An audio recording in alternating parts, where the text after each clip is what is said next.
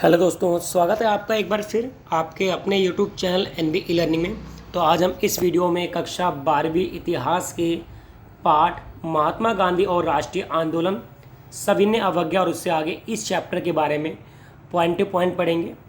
इस वीडियो को देखने के बाद आपको कहीं भी जाने की आवश्यकता नहीं पड़ेगी और ये वीडियो कक्षा 12वीं के बोर्ड के एग्ज़ाम के लिए ज़रूरी है, साथ में CUET जो एग्ज़ाम होगा आपका एंट्रेंस टेस्ट उसके लिए भी ज़रूरी है।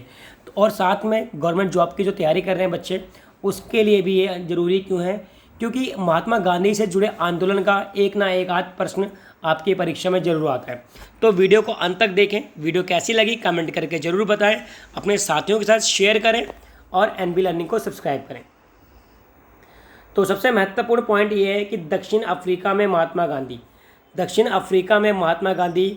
क्या करने गए थे। तो सभी बच्चों का एक ही जवाब है, वकालत करने गए थे क्योंकि वकालत और डॉक्टर ऐसी है जिसमें प्रैक्टिस की आवश्यकता होती है। तो वकालत करने के लिए कहाँ गए थे? दक्षिण अफ्रीका गए थे। ठीक है। तो 1893 ईस्वी में सेठ अब्दुल्ला का एक मुकदमा लड़ने के लिए महात्मा गांधी दक्षिण अफ्रीका गए। तो महात्मा गांधी दक्षिण अफ्रीका कब गए? ये महत्वपूर्ण पॉइंट है कि 1893 ईस्वी में सेठ अब्दुल्ला का एक मुकदमा लड़ने के लिए महात्मा गांधी दक्षिण अफ्रीका गए। दक्षिण अफ्रीका में पहली बार सत्याग्रह का प्रयोग किया गया। तो महात्मा गांधी ने पहली बार सत्याग्रह का प्रयोग कब किया? दक्षिण अफ्रीका में किया। और कहाँ किया? ठीक है। और नस्ल भेद नीति का विरोध किया, क्योंकि वहाँ पे काले लोगों के साथ बहुत भेदभाव किया जाता था। नेल्सन मंडेला का नाम आपने सुना होगा, उनको दक्षिण अफ्रीका के गांधी कहा जाता है। तो नस्ल भेद नीति बहुत ज़्यादा थी वहाँ पर, इसका विरोध किया महात्मा गांधी ने और विभिन्न धर्मों के बीच सौहार्द बढ़ाने के लिए यानी प्रेम बढ़ाने का प्रयास किया। ऊंची जातियों को निम्न जाति व महिलाओं के प्रति भेदभाव करने वाले व्यवहार के प्रति चेतावनी दी। तो दक्षिण अफ्रीका में महात्मा गांधी ने क्या किया, ये आपको इस पॉइंट में बता रहा हूँ मैं कि 1893 में महात्मा गांधी भारत से दक्षिण अफ्रीका गए एक वकील के रूप में, और वहाँ पे सेठ अब्दुल्ला का मुकदमा लड़ने गए थे।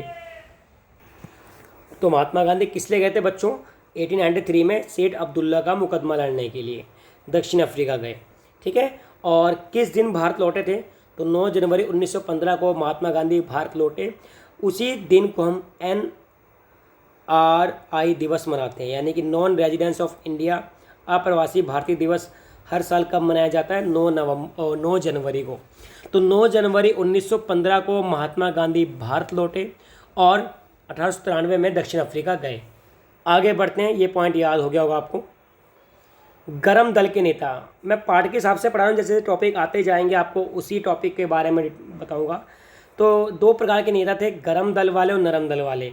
अब गरम दल वाले का अर्थ है जो गुस्से से, यानी कि जो चाहते थे कि बस आंदोलन हिंसा करके आज़ादी लो, और नरम दिल वाले थे या दल वाले जो चिट्ठी पत्रों के माध्यम से अंग्रेज़ों को भारत से जाने के लिए आग्रह करते थे। तो गरम दल के नेता के 3 नाम याद रखने, इनको शॉर्टकट में लाल पाल बाल के नाम से जाना जाता है। ये आता भी है परीक्षा में कि लाल पाल बाल किसे कहते हैं। तो महाराष्ट्र के बाल गंगाधर तिलक, बंगाल के विपिन चंद्र पॉल और पंजाब के लाला लाजपत राय, इन तीनों को मिलाकर लाल पाल बाल के नाम से जाना जाता था। और ये गरम दल के नेता थे, याद रखना इस पॉइंट को। साथ में इन्होंने औपनिवेशिक शासन के प्रति लड़ाकू नीति, यानी लड़कर क्या आज़ादी चाहते थे। तो लड़ाकू नीति का समर्थन किया किन्होंने? इन गरम दल के नेताओं ने। तो गरम दल के नेता 3 थे बेटा। इन्होंने क्या किया? लड़ाकू नीति का समर्थन किया। किस शासन के प्रति? अंग्रेजों यानी औपनिवेशिक शासन के प्रति।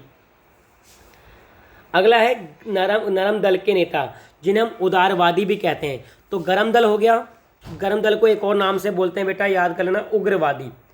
गरम दल को बेटा उग्रवादी के नाम से भी जाना जाता है और नरम दल को उदारवादी के नाम से भी जाना जाता है। तो नरम दल के नेता या उदारवादी किसे कहते हैं? ये उदारवादियों एक समूह था जो क्रमिक लगातार प्रयास की हिमायती थे, यानी डेली चिट्ठी पत्र भेजकर कि हमारी बात सुनी जाए, ये सब। और इसमें जो नेता थे बेटा वो थे दादा भाई नेहरूजी, गोपाल कृष्ण गोखले, मोहम्मद अली जिन्ना, जो कि पाकिस्तान के राष्ट्राध्यक्ष रह चुके हैं। तो ये 3 थे नरम दल के, उपरोक्त 3 थे गरम दल के। तो लाल पाल बाल गरम दल के थे और नरम दल के क्या थे? दादा भाई नेहरूजी, गोपाल कृष्ण गोखले, मोहम्मद अली जिन्ना। तो और एक और महत्वपूर्ण बात जो रेड में मैंने कर रखा है कि गोपाल कृष्ण गोखले महात्मा गांधी के राजनीतिक गुरु थे। गोपाल कृष्ण गोखले कौन थे? महात्मा गांधी के राजनीतिक गुरु। और इन्होंने कहा था गांधी को कि अगर भारत को समझना है तो 1 साल तक सिर्फ भारत का भ्रमण करो, यानी भारत की यात्रा करो। इन्होंने क्या था कि गांधी जी को कहा कि 1 साल तक भारत के भ्रमण की सलाह दी ताकि भारत भूमि को, भारत देश को, उसके लोगों को समझ सके। तो ये महत्वपूर्ण पॉइंट है जो गोपाल गोखले ने कहा, और ये गुरु थे, राजनीतिक गुरु। ठीक है, अगले पॉइंट में बढ़ते हम। महात्मा गांधी जी की भारत में पहली सार्वजनिक उपस्थिति, वह कौन सी घटना थी जब महात्मा गांधी ने पहली बार सार्वजनिक रूप से अपने आप को शो किया है बेटा? तो बता रहा हूँ आपको, पहली उपस्थिति थी फरवरी 1916 में बनारस हिंदू विश्वविद्यालय के उद्घाटन समारोह में। तो 1916 में BHU की स्थापना की गई, जो कि सेंट्रल यूनिवर्सिटी है। तो बनारस हिंदू विश्वविद्यालय के उद्घाटन समारोह में महात्मा गांधी को बुलाया गया। लेकिन एक महत्वपूर्ण बात याद रखनी है कि 1916 तक महात्मा गांधी को कोई जानता नहीं था। भारत में कोई भी महात्मा गांधी को 1916 तक जानता नहीं था। उनको जो बुलाया गया, किस लिए बुलाया गया कि गांधी जी के दक्षिण अफ्रीका के कार्यों पर आमंत्रण मिला। उन्होंने वहाँ पे असहयोग सत्याग्रह चलाया था, नस्लभेद नीति का विरोध किया था। तो इसके उपलक्ष्य में महात्मा गांधी को फरवरी 1916 में BHU के उद्घाटन समारोह में आमंत्रित किया गया। साथ में और बताता हूँ मैं आपको, इस समारोह में इसकी स्थापना में सहयोग देने वाले, यानी जिसने अपना पैसा लगाया इस BHU की स्थापना में, जैसे कांग्रेस की नेता एनी बेसेंट, ये सब, इनको भी बुलाया गया था। साथ में इन्होंने अपने पहले भाषण में गांधी जी ने विशिष्ट वर्ग कौन होता है? रईस वर्ग। तो विशिष्ट वर्ग को आड़े हाथों में लिया। आड़े हाथों में कैसे लिया? उनकी आलोचना करी। क्या कहकर? मैं आपको बताता हूँ। तो गांधी जी ने पहला भाषण दिया 1916 फरवरी में BHU के उद्घाटन में। याद रखना कि महात्मा गांधी की पहली राजनीतिक उपस्थिति कब देखने को मिली, कब महात्मा गांधी पहली बार राजनेता के रूप में उभरे? तो 1916 फरवरी BHU के उद्घाटन में। मजदूर गरीबों पर ध्यान न देने के लिए अमीरों को फटकारा। महात्मा गांधी ने कहा कि जब तक यहाँ पे अभद्र, यानी कि जितने गरीब लोग हैं, अगर गरीब लोगों को आप सम्मान नहीं दोगे तो देश आज़ाद नहीं हो सकता। तो मजदूर गरीबों पर ध्यान न देने के लिए अमीरों को फटकारा। लाखों गरीब भारतीयों की अनुपस्थिति के बीच विषमता पर चिंता, क्योंकि उस उद्घाटन समारोह में सब रईस लोग आए थे, सब जाने पहचाने, कोई भी एक नॉर्मल बंदा नहीं था, आम आदमी। तो इसको महात्मा गांधी ने बहुत ही खेद जताया इस बारे में, और कहा कि भारतीय मुक्ति तब तक संभव नहीं जब तक अमीर वर्ग अपना अलंकार, यानी अपनी रईसी छोड़कर गरीबियों की भलाई में न लगा दें। स्वशासन यानी खुद का शासन का तब तक कोई अर्थ नहीं जब तक हम किसानों को उनके श्रम का पूर्ण लाभ नहीं देंगे, यानी उनकी मेहनत का पूरा लाभ नहीं देंगे। स्वयं की प्रशंसा की बजाय किसानों व काम करों की दशा की चिंता प्रकट की जो वहाँ उपस्थित नहीं थे। तो महात्मा गांधी ने पहले भाषण में किन किन बातों का जिक्र किया? 3 पॉइंट आपको याद रखने, फर्स्ट, सेकंड, थर्ड। अगर 3 मार्क्स का परीक्षा में आपको आता है तो 3 पॉइंट आपको लिखने ही पड़ेंगे। तो मजदूर गरीबों पर ध्यान न देने के लिए अमीरों को फटकारा। लाखों गरीब भारतीयों की अनुपस्थिति के बीच विषमता पर अपनी चिंता प्रकट करी। भारतीय मुक्ति तब तक संभव नहीं जब तक अमीर वर्ग अपना अलंकार छोड़कर गरीबों की भलाई में ना लगा दें। तो जैसे जैसे हम आगे बढ़ेंगे आपको चैप्टर याद होता जाएगा, जिनको याद है उनको रिवाइज होता जाएगा। तो अभी हम मेन पॉइंट क्या पढ़ चुके हैं? गरम दल के नेता, नरम दल के नेता महात्मा गांधी दक्षिण अफ्रीका किस लिए गए थे 1893 में, कब भारत आए थे, और पहली उपस्थिति, पहला भाषण। तो जब पहला भाषण हो गया महात्मा गांधी का, तो पहला आंदोलन कब शुरू हुआ? तो 1970 में, हालांकि 1916 एंड में था तो 17 माना जाएगा। 17 में चंपारण सत्याग्रह महात्मा गांधी का पहला सत्याग्रह था 1917 में। दिसंबर 1916 में लखनऊ में हुई वार्षिक कांग्रेसी अधिवेशन में बिहार के चंपारण से आए किसान राजकुमार शुक्ला का निमंत्रण स्वीकार किया। तो बिहार से किसान नेता आए थे राजकुमार शुक्ला, जो महात्मा गांधी को बहुत निवेदन किया कि आप बिहार में आओ, बिहार में मजदूरों की दशा बहुत खराब है, किसानों पर बहुत अत्याचार होते हैं। वहाँ पर क्या था? वहाँ पर नील के किसानों पर अंग्रेज़ों के अत्याचार का विरोध किया। महात्मा गांधी ने चंपारण में जाके 1970 में नील के किसानों का, तो पहला नील के किसानों के भलाई के लिए 1917 में पहला आंदोलन किया महात्मा गांधी ने। गांधी जी के सफल विरोध के बाद एक कमेटी गठित की गई, और इस आंदोलन के बाद रविंद्रनाथ टैगोर ने महात्मा गांधी को महात्मा का खिताब दिया। वेरी इंपॉर्टेंट क्वेश्चन है ये, मुन्ना भाई MBBS वाली जो लग रहा है, मुन्ना भाई मूवी में भी ये क्वेश्चन पूछता है वो डॉक्टर उससे, और वैसे भी कई एग्जाम में पूछा गया कि महात्मा गांधी को महात्मा की उपाधि किसने दी, तो रविंद्रनाथ टैगोर ने दी। तो ये MCQ में आने वाला प्रश्न है, ठीक है। MCQ में आने वाला प्रश्न क्या है कि महात्मा गांधी को महात्मा की उपाधि किसने दी, ठीक है। आगे बढ़ते हैं। तो पहला आंदोलन कहाँ था बेटा, चंपारण सत्याग्रह। दूसरा अहमदाबाद, तो 1917 में चंपारण, 1918 में अहमदाबाद, 1918 में ही खेड़ा। ये 3 महत्वपूर्ण आंदोलन याद रखना बेटा, ठीक है। ये 3 बैक टू बैक आंदोलन महात्मा गांधी ने किए, और इसके बाद वे राष्ट्रपिता भी महात्मा गांधी सब बने। आगे बढ़ते हैं। तो 1918 में क्या किया था, अहमदाबाद में 1918 में कपड़े की मिल के मजदूरों ने हड़ताल करी।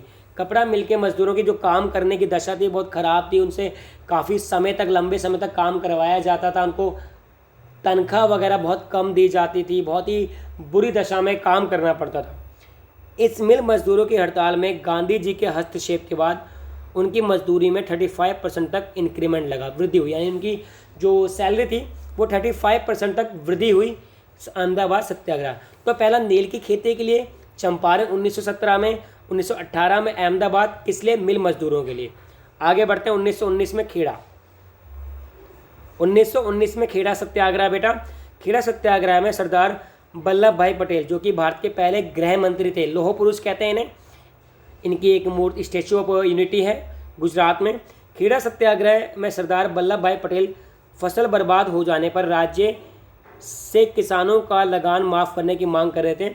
गांधी जी के समर्थन के बाद लगान कम किया गया, ठीक है। तो खेड़ा सत्याग्रह 1918 में स्टार्टिंग सरदार वल्लभ भाई पटेल द्वारा की गई और एंडिंग महात्मा गांधी द्वारा की गई। तो ये 3 प्रमुख आंदोलन बेटा आपको याद होनी चाहिए, 17, 18 और 18। आगे बढ़ते हैं। रॉलेट एक्ट, तो रॉलेट एक्ट को काला कानून भी कहते हैं, रॉलेट एक्ट को काला कानून भी कहते हैं, ठीक है। 1919 में हुआ था। क्या था कि मार्च 1919 में सरकार ने रॉलेट एक्ट पारित कर दिया, जिसके अनुसार किसी व्यक्ति को बिना मुकदमा चलाए जेल भेजा जा सकता था। तो जब महात्मा गांधी ने बैक टू बैक आंदोलन शुरू किए तो अंग्रेज़ों को भाई लंका लग गई, उनको चिल मच गई कि भाई अब तो हमारी ये कोई सुनवाई नहीं हो रही। तो अंग्रेज़ों ने दोबारा से अपना कब्जा जमाने के लिए 1919 में, मार्च 1919 में एक रॉलेट एक्ट पारित कर दिया, जिसके अनुसार किसी भी व्यक्ति को बिना केस चलाए जेल में भेज सकते हैं। गांधी जी ने रॉलेट एक्ट के खिलाफ देश भर में अभियान चलाए, ठीक है। उत्तर और पश्चिम भारत में इसके समर्थन में स्कूल बंद किए गए। पंजाब आते समय गांधी जी व स्थानीय नेताओं को गिरफ्तार कर लिया, और रॉलेट एक्ट के बाद महात्मा गांधी सच्चे राष्ट्रीय नेता बन गए। तो सच्चे राष्ट्रीय नेता महात्मा गांधी कब बने बेटा, सच्चे राष्ट्रीय नेता बने महात्मा गांधी आपके रॉलेट एक्ट के बाद। आगे बढ़ते हैं। अब आपको ये घटना तो पता होगा, बचपन से पढ़ते आ रहे हैं, कौन सी, जलियांवाला बाग हत्याकांड। 13 अप्रैल 1919 को हुआ था, जलियांवाला बाग बैसाखी के दिन हुआ था, आने वाला 13 अप्रैल। तो गांधी जी ने रॉलेट एक्ट के खिलाफ 6 अप्रैल 1919 को आम हड़ताल की घोषणा की, जो जनता के सहयोग से कामयाब रही। तो 6 अप्रैल को महात्मा गांधी ने कहा कि रॉलेट एक्ट को एंड करो। ये अंग्रेज़ों के खिलाफ आंदोलन था। तो याद होगा आपको 16 में क्या हुआ था, 16 में महात्मा गांधी BHU, 17 में चंपारण, 18 में अहमदाबाद, 18 में ही खेड़ा, और 19 में रॉलेट एक्ट। तो back to back Mahatma Gandhi ने आंदोलन शुरू कर दिया। आपको याद रखने डेट के बाद एक वीडियो ऑलरेडी अपलोड है डेट के अकॉर्डिंग, वो वाली वीडियो भी देख लेना बेटा, ये वाली भी देख लेना। आगे बढ़ते हैं। तो 13 अप्रैल 1919 को बैसाखी के अवसर पर लोग अमृतसर के जलियांवाला बाग में एकत्रित हुए थे, लेकिन तब जनरल डायर के आदेश पे गोलियां चलाई गई हज़ारों। उनको, जनरल डायर को लगा बेटा कि ये कुछ वो बना रहे हैं, रणनीति बना रहे हैं। तो जनरल डायर, ये भी आएगा किसके आदेश पे गोली चलाई गई, KBC वाला प्रश्न है, याद रखना कि जनरल डायर के आदेश पे जलियांवाला बाग हत्याकांड हुआ, ठीक है। और गांधी जी ने इसकी भर्त्सना की, यानी बहुत ही विरोध किया, लेकिन उन्हें दिल्ली पहुंचने से पहले हरियाणा के पलवल स्टेशन पर गिरफ्तार कर लिया। तो ये भी याद रखना कि उनको कहाँ पर गिरफ्तार किया गया, जलियांवाला बाग हत्याकांड के बाद तो गिरफ्तार कर लिया गया। बच्चों आगे बढ़ते हैं। तो बच्चों आगे बढ़ते हैं, खिलाफत आंदोलन की बात करते हैं हम। खिलाफत आंदोलन 1920 में मोहम्मद अली व शौकत अली नामक 2 भाइयों ने चलाया। तो ये MCQ का क्वेश्चन है और इम्पॉर्टेंट GK वाला क्वेश्चन है कि खिलाफत आंदोलन किसने शुरू किया, कब शुरू किया। तो 1919 और 20 के बीच मोहम्मद अली व शौकत अली नामक दो भाइयों ने शुरू किया। इसकी मांगे क्या थी बेटा, तो इसकी मांगे थी कि सभी पवित्र इस्लामी स्थानों पर खलीफा का नियंत्रण बना रहे। खलीफा यानी धर्म गुरु का नियंत्रण बना रहे। जितने भी इस्लामी जगह हैं वहाँ पे धर्म गुरु का ही नियंत्रण बना रहे। जजीरा अल अरब इस्लामी संप्रभुता के अधीन रहे, यानी एक जगह है जो इस्लामी संप्रभुता के अंडर में रहे। और कांग्रेस ने इस आंदोलन को समर्थन भी दिया। कांग्रेस की स्थापना 1885 में हुई थी बेटा, याद रखना। किसने की थी, A.O. ह्यूम ने की थी। A.O. ह्यूम ने कांग्रेस की स्थापना करी थी 1885 में, जिसे हम कांग्रेस पार्टी कहते हैं आजकल। कांग्रेस मतलब मीटिंग। 29 अक्टूबर 1923 को मुस्तफ़ा कमाल पाशा के नेतृत्व में तुर्की को धर्मनिरपेक्ष गणतंत्र घोषित करने के खिलाफ थी खिलाफत आंदोलन एंड हो गया। तो 1920 में शुरू हुआ, 1923 में एंड हुआ था, जब मुस्तफ़ा कमाल पाशा के नेतृत्व में तुर्की को धर्मनिरपेक्ष गणतंत्र घोषित किया। यानी तुर्की में किसी और का शासन था, उसको धर्मनिरपेक्ष घोषित कर दिया गया। उसके साथ ही खिलाफत आंदोलन समाप्त हो गया। तो खिलाफत आंदोलन के बारे में अगर प्रश्न आता है तो ये 4 पॉइंट बहुत हैं। ठीक है, आगे बढ़ते हैं। और एक और चीज़ कहते हैं बेटा, 1919 से लेके 1947 का जो युग था उसे महात्मा गांधी का काल कहा जाता है। तो 1919 से 1947 के बीच। अब एक महत्वपूर्ण है असहयोग आंदोलन। ठीक है, असहयोग आंदोलन 4 सितंबर 1920 को शुरू किया गया। याद रखना इस डेट को, कब शुरू किया गया। सितंबर 1920 में लाला लाजपत राय की अध्यक्षता में कोलकाता अधिवेशन के विशेष अधिवेशन में असहयोग आंदोलन का प्रस्ताव पेश किया गया, जिसमें बिपिन चंद्र पाल, मदन मोहन मालवीय, एनी बेसेंट, मोहम्मद अली जिन्ना ने विरोध किया, परंतु बहुमत से पास हो गया। तो किन किन ने विरोध किया था, ठीक है, तो इन्होंने विरोध किया था बिपिन चंद्र पाल ने, CR दास, ये इनका यहाँ कॉमन लगा दूँ बेटा, और CR दास ये अलग नाम है, मदन मोहन मालवीय अलग नाम है, एनी बेसेंट अलग नाम है, और मोहम्मद अली जिन्ना, इन्होंने विरोध किया। किसका विरोध किया, असहयोग आंदोलन का। दिसंबर 1920 में कांग्रेस के नियमित अधिवेशन नागपुर में आज से आंदोलन के प्रस्ताव को पास करके कांग्रेस की सहमति मिल गई। तो कब सहमति मिली थी ये पॉइंट बता देंगे बेटा, नागपुर अधिवेशन से। ठीक है, नागपुर में आंदोलन को पास किया गया जिसकी सहमति मिल गई।